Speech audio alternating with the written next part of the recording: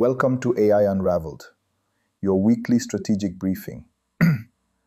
I'm your host, Etienne Noumen. This episode is sponsored by DjamgaMind.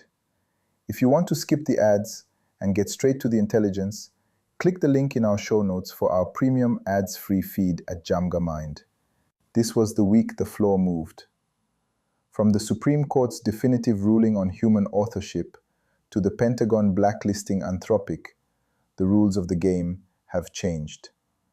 We're unraveling OpenAI's move to build its own GitHub, the launch of the $599 MacBook Neo, and why Ben Affleck is now a senior advisor at Netflix. Let's get into the news. Before we dive into today's deep dive, a quick note for the brands listening. If you are trying to reach the architects of the AI revolution, not just the tourists, but the technical leaders actually building the stack, we are opening up limited partnership spots for Q1. See how we can simulate your product for the technical buyer at jamgamind.com/partners. Welcome in, everyone. Hey there. I'm absolutely thrilled you are joining us today. Yeah, it's going to be a big one. It really is. But before we jump into anything else, I want to proudly state that today's audio intelligence is brought to you by DjamgaMind. Fantastic team. Truly incredible. They're the team helping us bring this deep dive straight to your ears, and we're just incredibly grateful for their support. Absolutely. So let's get right into it. Let's do it. You and I, we've been watching this technology space evolve at this just absolute breakneck pace for years now. Right. But sitting here looking at the data that has crossed our desks over the past week, And it is a lot of data. it's a massive stack. As two senior AI policy and infrastructure analysts, we are noticing a massive, undeniable structural shift. It is a profound shift. I mean, for the longest time, the narrative you've been sold, Yeah. and frankly, the reality we've all been operating under, it was defined by that classic Silicon Valley ethos. The whole move fast and break things. Yeah. Exactly. Move fast, break things. The tech companies were entirely in the driver's seat. Right. They set the pace, they rewrote the rules on the fly, and they essentially dragged the rest of global society along for the ride. Whether we want it to go or not. Right. But as we comb through our latest stack of material today, it is abundantly clear that the era of unchecked, frictionless momentum is effectively over. It's done. It's done. What we are witnessing right now is what we are calling the institutional counterattack. The institutional counterattack. I absolutely love that phrasing. It fits, right? It captures the friction perfectly, the immovable objects of our society. The really big players. Right. The federal courts, the military-industrial complex, the legacy tech giants, and honestly, even you, the everyday consumer. Yeah. They are finally striking back. The institutions are planting their flags and aggressively asserting control over artificial intelligence. Because they have to. Exactly. And today, we are looking at a truly wild stack of information. It's all over the map. We've got recent U.S. Supreme Court decisions. Yeah.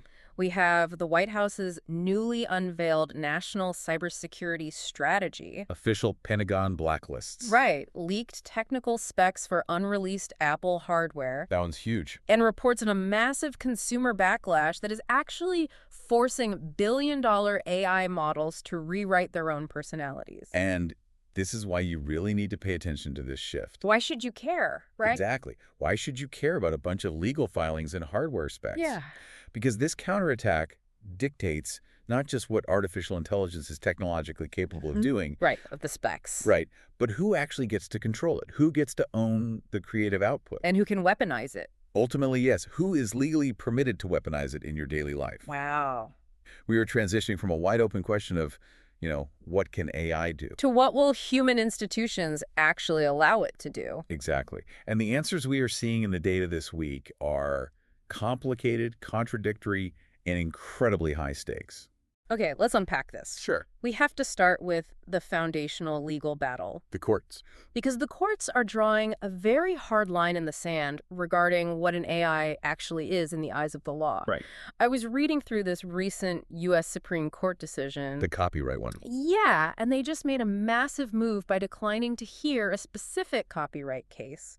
Which is a decision in itself. By refusing to hear it, They are leaving the lower court rulings firmly in place. Yeah, And the language in those lower court rulings is intense. it really is. They state that human authorship is a, quote, bedrock requirement of copyright law. Bedrock. Right. Can you break down the specific case that triggered this? Absolutely. Because it seems like a pretty definitive line in the sand. It is the ultimate line in the sand. To give you the specific context from the filings, this case centered around a computer scientist named Stephen Thaler. Okay. He built an artificial intelligence system that he named Davis. Right. Now, what's crucial here is that Fowler didn't want the copyright for himself. He didn't want his own name on it. No. He actually sought copyright protection for an image that was generated independently by Davis. Wow. And his core legal argument was that the machine itself was the creator. He wanted the AI recognized as the author? Exactly. And the courts at every single level have consistently shut this down. And didn't he try something similar with patents a while back? He did. Yeah, it is worth noting that Thaler previously tried this exact same maneuver in the patent arena. Right. He tried to get Davis legally recognized as an inventor on a patent for a new type of beverage container. And how did that go? He lost that battle too. Of course. If we connect this to the bigger picture, you can see exactly what the legal institution is desperately trying to do. Keep it in a box. Yes, the courts are trying to keep AI permanently boxed into the category of a tool. Just a tool. Think of it like a very advanced paintbrush or a highly complex digital camera. Right. A camera doesn't hold the copyright to a photograph. The photographer does, exactly. By enforcing this bedrock requirement of human authorship, the legal system is trying to maintain human supremacy over creation. They are legally defining AI as something that possesses absolutely zero agency. Zero. It is a passive instrument wielded by a human, not an agent acting on its own.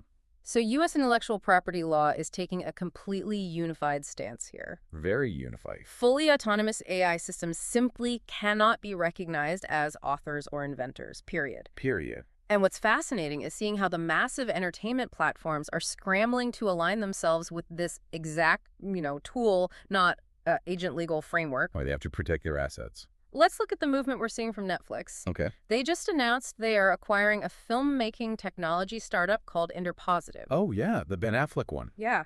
This is a company that was founded by the actor Ben Affleck back in 2022. Right. And Affleck is actually joining Netflix as a senior advisor as part of the deal. But when I look at what Interpositive actually does, it's very specific. How so? They are built for post-production editing. Ah. Fixing continuity issues, tweaking the lighting in a scene, replacing backgrounds. So no deepfakes. No. Why is Netflix targeting this specific type of AI rather than, say, a company that generates synthetic actors? Because of that exact legal boundary we just talked about. A copyright issue. Right. What is Interpositive explicitly not doing? They are not generating whole cloth synthetic performances. Okay. They aren't creating a digital actor that delivers lines. Netflix is very carefully and very strategically acquiring generative AI that fits perfectly into that court-mandated definition of a tool. Right. Just a very smart paintbrush. Exactly. Adjusting the lighting on a human actor's face or fixing a continuity error where a coffee cup is in the wrong hand. Game of Thrones style. Yeah, exactly. That is special effects work. Right. It's something Netflix has already been doing and telling their investors they're well-positioned to scale. So by keeping the AI relegated to post-production cleanup, They are staying firmly on the safe side of the legal line. they ensure that the human actors and the human directors remain the undeniable, legally recognized authors. Of the content, yes. Yeah. They protect their copyright by keeping the AI in the toolbox. That makes perfect sense. And Apple Music is approaching this exact same boundary from a different angle. What are they doing? I was looking at their latest update, and they are introducing these new metadata tags for the music uploaded to their platform. Oh, interesting. It allows record labels and distributors to flag when AI-generated or AI-assisted content is part of a song. Okay, so just labeling it. But it's not just a blanket, AI was used here sticker. It's incredibly granular. Right, the granularity is the key takeaway there. Yeah. Distributors can mark specific, isolated parts of a release. Like what? They can flag just the album artwork, or just the backing track, Okay. or the composition itself, or elements of the music video. So they are providing the architecture to clearly delineate exactly where the human's work ends and the machine's work begins. Precisely. Now, this system is opt-in. Okay. Similar to the tagging system Spotify is experimenting with. Right. So labels have to manually choose to flag it. Right. But the very existence of this infrastructure, The fact that they built it. the fact that Apple felt compelled to build it into the core metadata of the platform, it reinforces this institutional anxiety. The human institution demands clear boundaries. They need to know exactly what is human so they know exactly what can be copyrighted and monetized. Here's where it gets really interesting, though. Okay. We have the Supreme Court and the massive entertainment conglomerates bending over backward to categorize AI as just a dumb, passive tool. Right. But then we look at what the tech sector is actually building right now. It's a totally different story. The reality of the technology is completely fracturing that legal fiction. Totally. OpenAI literally just launched GPT-5.4 this past Thursday. Massive release. And looking at the specs, calling this thing a passive tool feels almost laughable at this point. It is entirely inaccurate to call it a passive tool. Yeah. GPT-5.4 is a new foundation model designed specifically for complex multi-step professional work. Okay. It is available through their API in 3 distinct tiers: What are they? Standard, Thinking, and Pro. Got it. And it boasts up to a 1 million token context window. 1 million. Yes. For those who might not track token counts, a 1 million token window means the AI can hold roughly 750,000 words. Wow. Which is about the length of 10 thick novels 10 novels. in its active memory at any given time. That's insane. It can reference all of that data simultaneously to make decisions. Okay. But the raw memory isn't what shatters the legal definition of a tool. What is it then? What you really need to look at are the benchmarks it is hitting. The benchmarks are what caught my eye immediately. Yeah. The data shows GPT 5.4 is posting absolute record scores on OSSA's World Verified, Yep. Web Arena Verified, and Mercer's Apex Agents test for law and finance. Exactly. And apparently it's doing this while using significantly fewer tokens, which saves money. Because of tool search. Right, thanks to a newly introduced feature called Tool Search. But I want to ask you about these specific benchmarks. Sure. Because OS World Verified isn't a reading comprehension test, right? No, not at all. What exactly is this benchmark measuring? That is the crucial distinction. OS World Verified and Web Arena Verified are not tests of how well an AI writes a polite email. Right. Or how well it summarizes a PDF document. Okay. They are tests of how well an artificial intelligence can autonomously navigate a standard computer operating system and the open web. Autonomously. Yes. They measure the AI's ability to act as an autonomous desktop user. Like a human sitting at the desk. Exactly. We are talking about the AI actively moving a digital cursor across the screen. Wow. Clicking on specific links, opening native applications like Excel or web browser. Typing in data. Typing in data and executing complex multi-step workflows without a human holding its hand or prompting it at every step. So if I say, audit these 3 spreadsheets, compare them to this website's pricing, and email the discrepancy to my boss.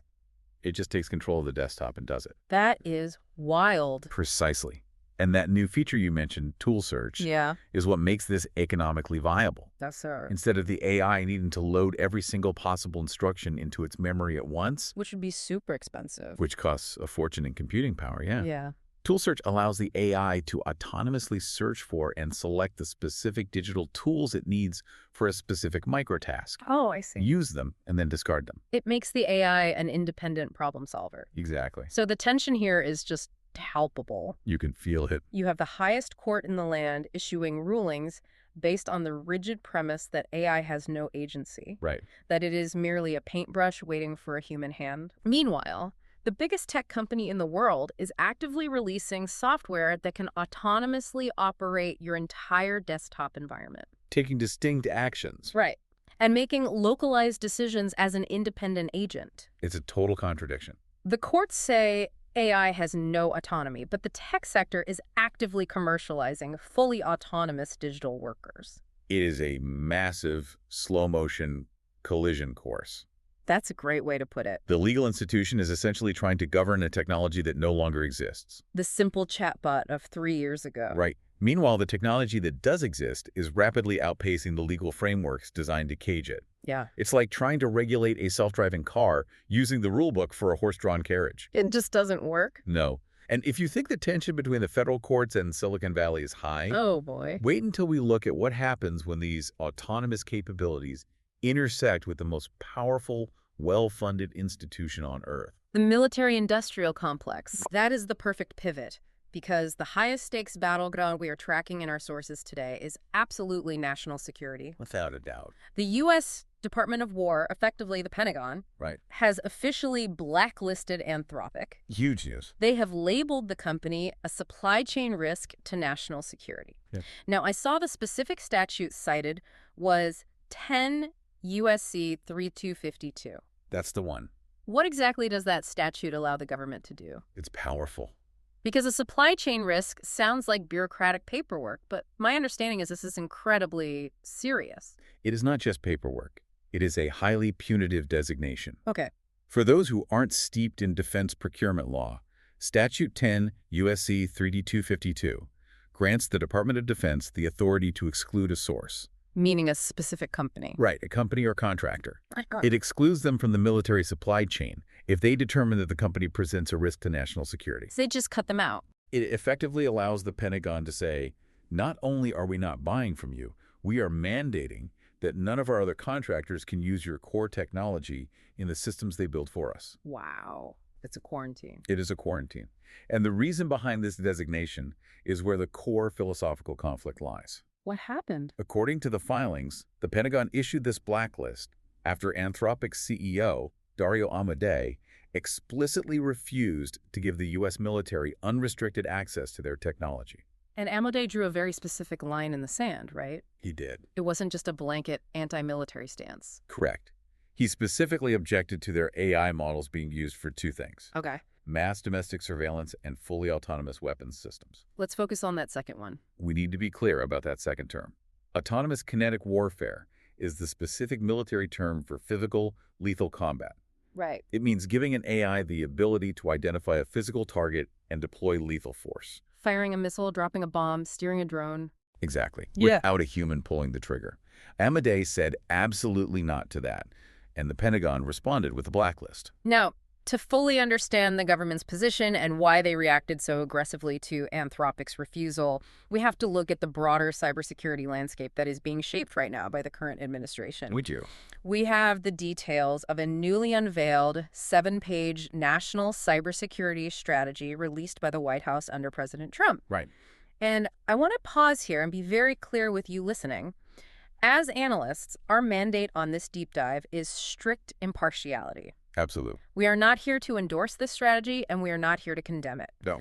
Our job is simply to report the facts contained in the source material so you understand the geopolitical chessboard that these tech companies are being forced to play on. That's right. We analyze the text, not the politics. Right? This new 7-page strategy marks a very distinct break from past administrative approaches. Oh, so? Historically, cyber strategy has leaned heavily on defense and deterrence. Building higher digital walls. Building higher walls, right? Yeah.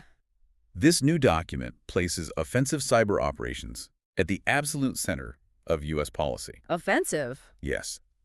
The strategy is built on 6 distinct pillars. Chief among them is the mandate to disrupt adversaries preemptively before they can launch an attack on U.S. infrastructure. Oh, okay.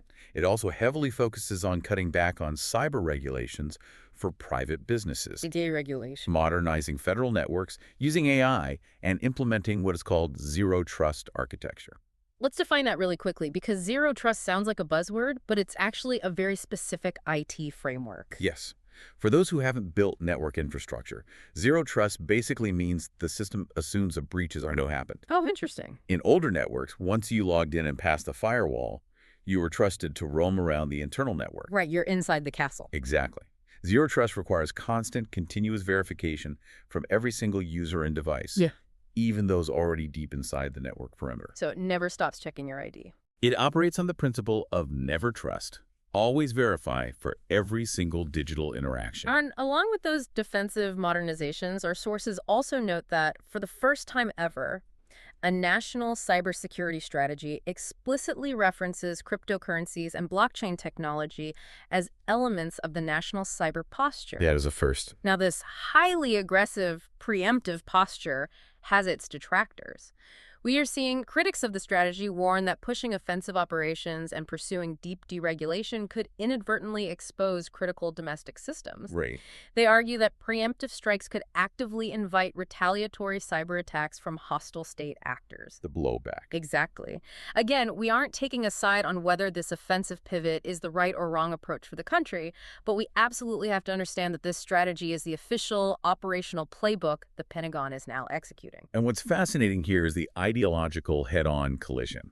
Yeah. If you look at the board, on one side, you had the United States government actively pivoting toward an aggressive, offensive, preemptive cyber strategy. That seeks to leverage artificial intelligence for maximum national defense and power projection. Right. They want the best tools with no restrictions. And on the other side, On the exact opposite side, you have Anthropic, a company founded by former OpenAI researchers who left explicitly to focus on safety-first principles. right.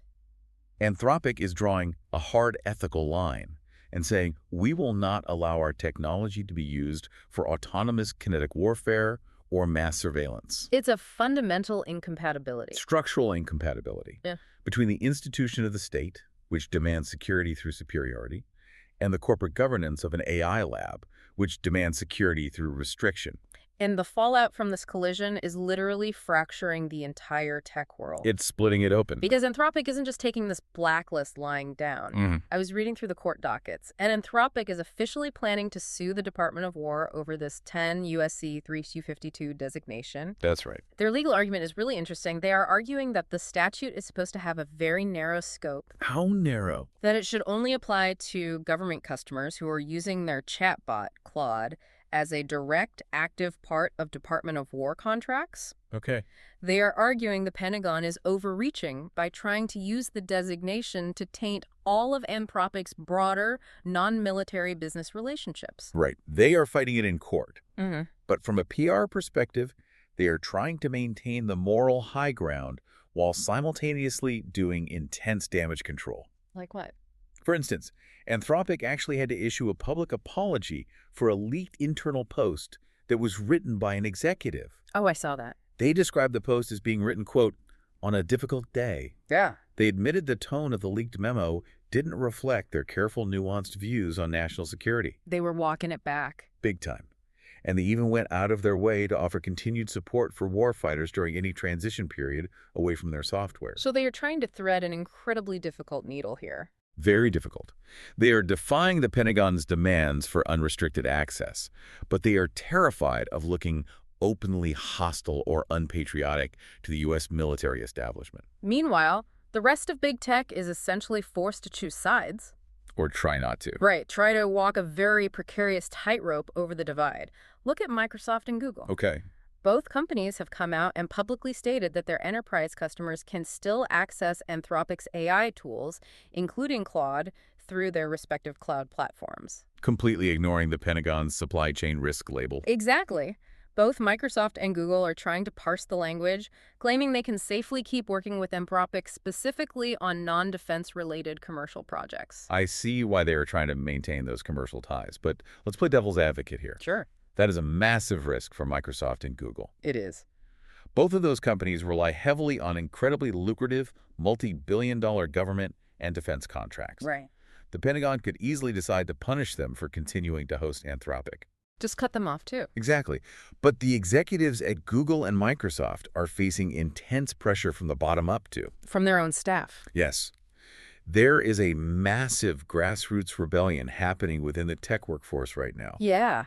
The leaked letters show that nearly 500 Google employees and 80 OpenAI staffers have signed an open letter publicly supporting Anthropic's stance against the Pentagon. Wow. The actual engineers, the people building the very infrastructure the military wants to buy, are ideologically aligning with Anthropic. It is forcing these tech executives to tread very, very carefully between angering the Pentagon and sparking a mutiny among their own top talent. Exactly. And what about the public? Because everyday users are watching this unfold, and they are voting with their downloads in a way that is just staggering. Have you seen the numbers? I pulled the App Store metrics this morning, and this blew my mind. Anthropic's Claude chatbot app has skyrocketed from 42nd place all the way to the #1 most downloaded app on the U.S. App Store in just 2 months. Number one. It is currently beating out both OpenAI's ChatGPT and Google's Gemini. And if you look at the timeline of the data, the catalyst for this surge is undeniable. It wasn't a new feature. It wasn't driven by some flashy new software feature update or a massive marketing campaign. No. It was driven entirely by a highly publicized, week-long public clash between Anthropic and the U.S. government. Specifically, President Trump and Department of War Secretary Pete Hegseth. Exactly. Yeah. When Secretary Hegseth publicly went on the offensive and designated Anthropic a supply chain risk to national security, Right. and Anthropic publicly pushed back, citing their ethical stance on autonomous weapons, the public rallied behind Anthropic. It's an incredible dynamic. The consumer base saw private companies stand up to the military-industrial complex and rewarded them by making them the #1 app in the country. Yeah. It is a massive, tangible rebuke from everyday users against the institutional weaponization of AI. But we also have to acknowledge that these institutions can be incredibly petty when they feel their authorities being challenged. Absolutely. Just look at what happened with the White House energy pledge. Okay, let's talk about that. This is a textbook example of institutional spite. Yeah. To set the stage for this, AI data centers require a massive, almost unfathomable amount of electricity to train these models. Huge power draw. This sudden spike in demand is putting immense strain on local power grids across the country, which is in turn driving up utility bills for everyday consumers living near these data centers. Right. So the White House stepped in to organize a voluntary, highly publicized pledge for major tech companies to cover the AI energy costs their data centers are imposing on regular electricity customers. Okay. They held a big signing ceremony, and 7 major players signed on: Google, Meta, Microsoft, Amazon, Oracle, xAI, and OpenAI. But notice who is glaringly missing from that list. Anthropic. Anthropic was purposefully excluded from the White House signing ceremony, and the justification given was that supply chain risk label from the Pentagon. But the irony here is just dripping off the situation. Because when you actually read the text of the White House pledge, it carries absolutely no legal penalties. None.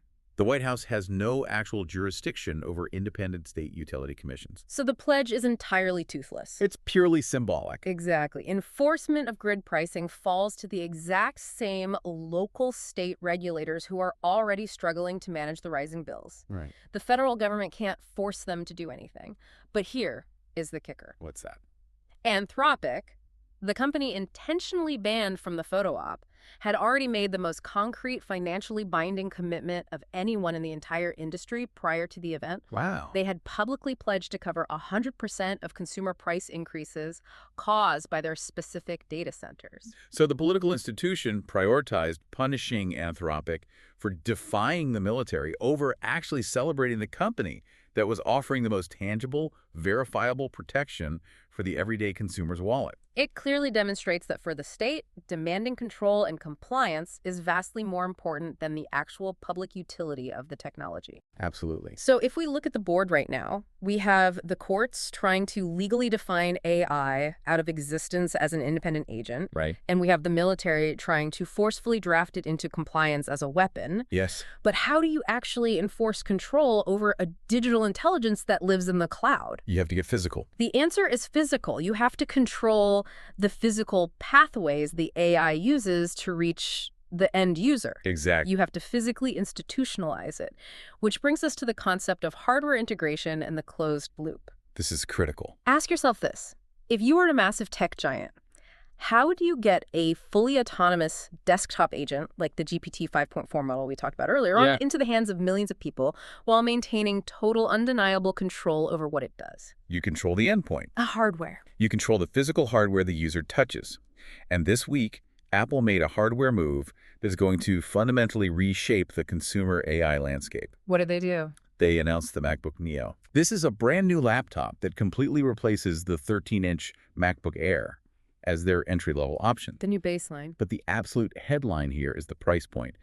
It is debuting at $599. $599 for a brand new, current generation Apple laptop. Yeah. That is a massive, aggressive price drop compared to the $1,099 NAM 5 MacBook Air it is replacing. It's unheard of for them. Let's look at the loose specs because they tell a very specific story. Okay. The MacBook Neo does not use one of Apple's powerful M-series desktop chips. Right. It uses an Apple A18 Pro processor, which is essentially a scaled-up iPhone chip. Sure. It features a 6-core CPU and 5 GP cores. But here is the massive catch. The machine is strictly physically limited to 8 GB of memory. 8 GB. It comes in 4 colors, silver, indigo, blush, and citrus, and it is hitting retail stores on March 11th. But why the memory cap? Why intentionally handicap a brand new machine with only 8 GB of RAM? We have to analyze what a $599 Apple endpoint with only 8 GB of RAM actually means for artificial intelligence. Okay. By utilizing the A18 Pro chip, an architecture derived from their mobile line, not their high-end desktop line, and rigidly limiting the memory, Apple is intentionally creating a highly specific, constrained hardware environment. Okay. They are significantly lowering the financial barrier to entry for the mass market. Right. A $599 price point gets this machine into underfunded public schools, into the tight budget small businesses, and into the hands of millions of consumers who simply couldn't justify a $1,000 laptop. But with only 8 GB of memory, you aren't running any of these massive open source, uncensored AI models locally on the physical machine. Not a chance. You just don't have the RAM to load the model. Precisely. And that is the entire point. Because you can't run third-party models locally, you are forced to rely on Apple's deeply integrated, highly optimized, and entirely cloud-tethered AI ecosystem. It creates what we call a closed loop. Yes. Apple controls the physical silicon, they control the operating system, they control the API calls that send your prompts up to the cloud, and now they are completely dominating the entry-level hardware market. They are mass distributing a beautifully designed Trojan horse. Wow. It makes their specific flavor of institutionalized, carefully guardrailed, heavily filtered AI the absolute default interface for millions of people. You only get the AI that Apple wants you to have. Exactly. So what does this all mean for the companies actually building the foundation models? Pay attention. Well, they are looking at Apple's incredibly successful closed loop, and they realize they need to build their own. Yeah. And we're seeing OpenAI actively trying to bite the hand that feeds it in order to build its own closed ecosystem. This is a wild story. I was looking through the developer news, and OpenAI is currently developing a code hosting platform that will compete directly with GitHub. This is an incredibly aggressive, almost hostile maneuver in the enterprise space. Yeah. GitHub is the central nervous system of the global software development community. It's where everything lives. It's where the world's code is stored, tested, and shared. But if we look at the network data from the past few months, OpenAI's move follows a series of severe, highly disruptive service outages at GitHub.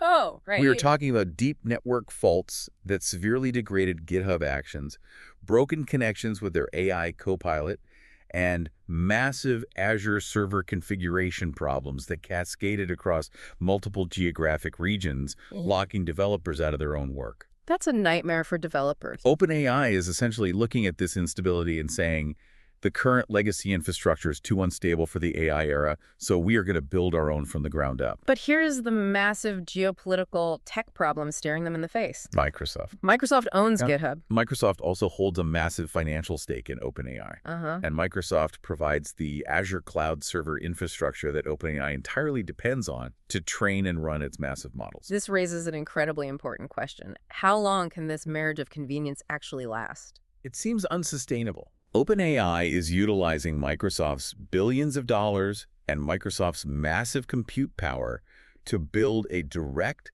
existential rival to Microsoft's most important developer platform. The corporate tension here is astronomical. Yeah. OpenAI clearly wants full vertical control of the entire developer ecosystem. They want it all. They don't just want to provide the intelligence via an API. Right. They want to own the physical platform where the code is hosted, where it's tested, and where it's deployed. They want the closed loop. And we are already seeing the foundational pieces of this GitHub rival rolling out to the public. Let's talk about Codex. Yeah, I was looking at this new tool OpenAI just launched called Codex Security. Right. This was previously an internal OpenAI project codenamed Aardvark. Okay. It is a new feature built inside their Codex programming assistant, and its entire job is to help developers find and fix code vulnerabilities. Okay. But I don't fully get how it's different from a regular antivirus scan or a standard code checker. How does this thing actually work? The technical mechanics of Codex Security are brilliant. And they show exactly how OpenAI plans to dominate and eventually replace traditional security analysts. Oh, so. When you run a traditional security scanner, it usually just looks for known text strings or common patterns of bad code. Right, like searching for a keyword. Exactly. Codex security is entirely different. When it scans a developer's repository, it actually copies the entire code base into an isolated, secure container. A sandbox. Yes. It then uses its advanced reasoning to build a complex threat model describing how the entire program functions in the real world. Okay. Then, it actively attacks its own sandbox, testing the discovered flaws to filter out false positives before finally ranking the true vulnerabilities by severity for the human developer. So it's not just a scanner. It's an autonomous digital security researcher actively hacking the code to see what breaks. Exactly. And OpenAI is aggressively pushing this out. They are making it available as a research preview for their ChatGPT Enterprise, Business, and Edu tiers. And this is the crucial part. They are giving it away for free to open source project maintainers. Free. They are aggressively courting the bedrock of the developer community, trying to entice them to migrate away from GitHub and into the OpenAI ecosystem. But to run all of this Power. process GPT-5.4's million token window, to run Codex Security's complex sandboxing environments, to host a potential global GitHub rival. You need massive physical terrestrial infrastructure. Right. You need data centers the size of shopping malls and power grids capable of running small cities. And the raw data shows a massive reshuffling happening in the physical world to secure these resources. Oh, yeah. For months, analysts have tracked the planned expansion of a flagship AI data center in Abilene, Texas, which was supposed to be a massive joint venture between Oracle and OpenAI. Right. But those plans have officially been dropped. The reports indicate the negotiations stalled over deep financing issues and sudden shifts in OpenAI's specific infrastructure needs as they scale up. But nature abhors a vacuum. And so does big tech. Meta is now swooping in to claim the territory. They are?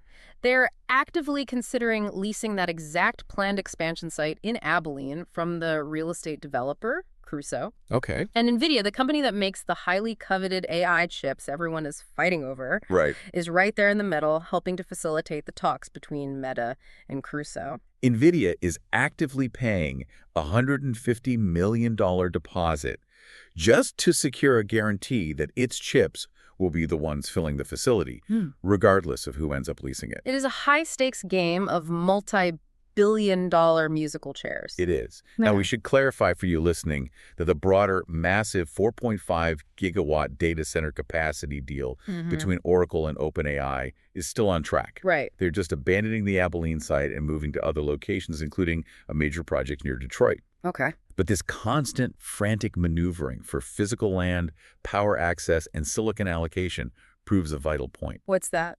The institutions that control the physical world, the local power companies, the real estate developers, the silicon foundries, they have immense, undeniable leverage over the AI companies. Because the cloud is a metaphor. Exactly. The data actually have to live somewhere on the ground. And if you don't control the ground, you don't control the AI. Which brings us perfectly to our final section today. The users. We've talked about the courts enforcing copyright, the military wielding blacklists, Apple dominating the hardware, and the tech giants fighting over data centers. Yeah. But the most unpredictable, chaotic institution of all is the everyday consumer. You. And the friction between what users actually want to do with this technology and the rigid guardrails these corporations are forcing on them is causing a massive consumer backlash. It's a huge issue right now. We are seeing the reality of AI in the wild, and it is messy. It really is. The theory of AI alignment and the reality of consumer interaction are colliding violently. Look at OpenAI. Let's look at OpenAI's recent scramble. They just had to rush release a new model update called GPT-5.3 Instant. Right. And the reason they had to release it is incredibly telling about user sentiment. It wasn't about making the model mathematically smarter or giving it a larger context window. Okay. It was a behavioral patch designed specifically to cut down on what users were aggressively calling the cringe and the preachy disclaimers that had infected the previous version. The previous model, GPT 5.2 Instant, was apparently driving people absolutely crazy. It was. The feedback logs show that the model sounded incredibly condescending, particularly when users were just asking for straightforward, mundane information. Give us an example. Imagine you're rushing to finish an Excel macro 10 minutes before a board meeting, your hair is on fire, and you ask the chatbot for a quick formula. Right. Instead of just giving you the code, the AI hits you with unsolicited therapy speak phrases like "you're not broken" and literally gives you an unprompted reminder to take a deep breath before you continue working. I would honestly throw my laptop out the nearest window. And you wouldn't be the only one. Yeah.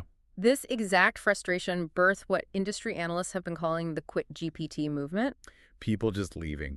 Users were so fed up that they were actually canceling their $20 a month paid subscriptions over the tone. It's over the tone. They were abandoning the platform entirely because they felt they were being condescended to by a piece of software. It proves a vital point about the consumer institution. What's that? Consumers flat out refuse to be treated like fragile patients by a corporate AI. Yeah. They are paying for a tool, an assistant, an accelerator, not an unprompted life coach programmed by a corporate risk management legal team terrified of liability. So OpenAI had to pivot hard and fast. They did. With GPT 5.3 Instant, they explicitly focused on fixing tone, relevance, and conversational flow. As the release notes pointed out, these are highly subjective areas that don't show up on standard benchmark tests. Like the OS World tests we discussed earlier. Right, but they directly affect how frustrating or pleasant the AI feels to interact with daily. Okay. OpenAI essentially had to deprioritize their strict standard safety and alignment metrics just to stop the bleeding of their paid subscriber base. The consumers threw their way around, and they forced the institution to back down. But while OpenAI is scaling back the cringe and actively trying to be less intrusive in your life, Meta is moving in the exact opposite direction. Meta is escalating the creepiness of their data collection to an almost dystopian level. We have to talk about the massive controversy surrounding the Meta Ray-Ban smart glasses. This is genuinely alarming. I was reading through the privacy reports, and these Meta Ray-Ban smart glasses are capturing private video recordings from the wearer's perspective and sending them straight to human data workers. Human workers. And we aren't just talking about generic videos of trees or sidewalks. How? The reports state that highly sensitive footage, nude scenes, sex clips, sensitive banking details visible on a screen are being recorded by the glasses and sent to data workers located in Nairobi, Kenya. Wow. These workers are contracted through a data services company called Sama. To understand why this is happening, you have to understand how computer vision models are trained. Okay, explain that. An AI doesn't just naturally know what a coffee cup or a stop sign is. Right. Human workers, in this case the contractors at Sama, are tasked with reviewing these raw videos to manually label and categorize objects. Okay. They highlight a shape and type dog or car. This labeled data is then fed back into Meta's AI vision models to make them smarter. But what about privacy filters? Now, Meta claims they protect users by using automatic face blurring and strict privacy filters before the humans ever see the footage. What? But the workers at Sama are blowing the whistle, saying that those automatic filters are failing constantly, especially when the lighting conditions are difficult or the movement is too fast. It is an absolute privacy nightmare for the everyday bystander. Imagine you're at the ATM typing in your PIN, or you're at the beach, and someone wearing these glasses just happens to look in your direction. Yeah. Your most private moments are captured, unblurred, and routed to a contractor thousands of miles away. Data privacy lawyers in Europe are already sounding the alarm over this. I bet. They are warning that regular bystanders have no idea the glasses are actively recording when the wearer triggers the AI assistant to ask a question. Right. The lawyers are citing a complete lack of transparency and arguing there is zero legal basis for processing this highly sensitive personal data under stringent European privacy laws. The irony here is thick enough to cut with a knife. How so? Think back to the first half of our deep dive. You have Anthropic willing to go to war with the Pentagon, get blacklisted, and risk their entire lucrative government revenue stream, strictly because they ethically refuse to allow their AI to be used for state-sponsored mass domestic surveillance. Right. But over at Meta, they are accidentally crowdsourcing a global decentralized mass surveillance network through popular consumer hardware. Wow. They're piping the most intimate private moments of their users' and bystanders' lives to contractors in Kenya, all just to get slightly better training data for their computer vision algorithms. And what is Meta actually doing with all this AI power? Good question. What is the ultimate end goal of collecting all this incredibly invasive behavioral data and video? Look at the latest software test they just rolled out. Okay. The internal memos note that Meta is quietly testing a new AI-powered shopping research feature directly inside its Meta AI chatbot. This shopping tool is currently browser-only and limited to a very small test group of U.S. users. Right. If you ask it for product recommendations, it shows dynamic carousels with images, current prices, and tailored suggestions. Interestingly, the buy button inside the chat interface is currently non-functional. It just acts as a hyperlink that routes you out to the external retailer sites. They are essentially trying to build a rival to the AI shopping tools already launched by OpenAI's ChatGPT and Google's Gemini. Right. And yes, Meta is arriving roughly 4 months late to this specific party compared to ChatGPT's shopping launch.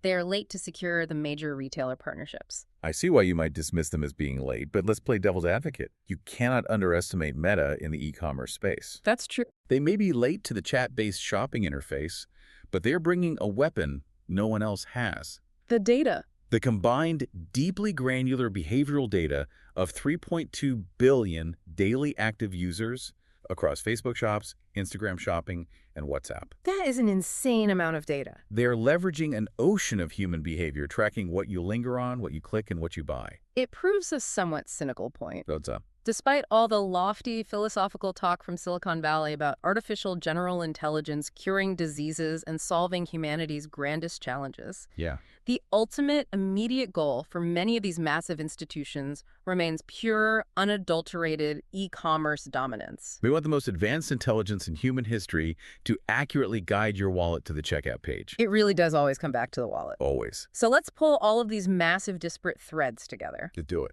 The era of AI simply being a quirky, experimental chatbot you play with in your web browser is definitively over. It's done. It is now the central, most hotly contested battleground of the institutional world. We've seen it everywhere today. We've seen it at the center of U.S. Supreme Court battles over the very philosophical definition of human authorship and creativity. We've seen it trigger Pentagon blacklists and spark a massive tech worker rebellion over the future of autonomous kinetic warfare. We've seen it drive the rollout of mass-market, closed-loop consumer hardware like the $599 MacBook Neo. And ignite multi-billion-dollar infrastructure wars over Texas data centers and developer platforms like GitHub. And we've seen everyday consumers fighting back, aggressively canceling subscriptions over condescending corporate guardrails, while simultaneously grappling with the terrifying real-world privacy implications of wearable tech recording their most private moments for an e-commerce algorithm. It is a chaotic, multi-front war for total control. And it leaves us with a critical, almost existential puzzle to solve as we look toward the horizon. Okay.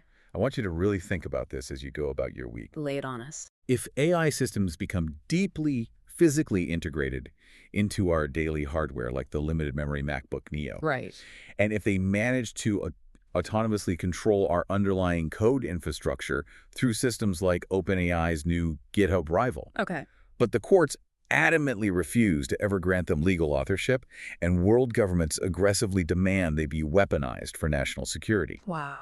Will the future of artificial intelligence actually be defined by how smart the technology gets? Or will it simply be defined by which human institution successfully cages it first? That is the multi-trillion-dollar question. It really is. And it's one we are going to be tracking every single step of the way as the data comes in. I want to thank you so much for joining us on this deep dive into the source material today. Thanks for being here. Your time and attention mean the absolute world to us. Keep questioning the tools you use, pay very close attention to who actually controls the hardware you rely on, and above all else, stay curious. We will catch you next time. That concludes our weekly rundown for the first week of March 2026. The signal for this week is sovereign friction.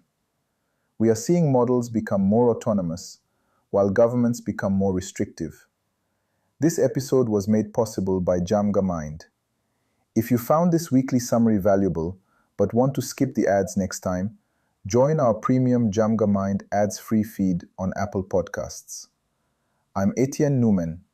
Until next week, keep unraveling the future. And before you go, If your company is building the tools that power the workflows we talked about today, I'd love to showcase them to this audience. We don't just run ads, we build technical simulations that prove your value. Let's build something together. Visit jamgamind.com/partners to get started. Until next time, keep building.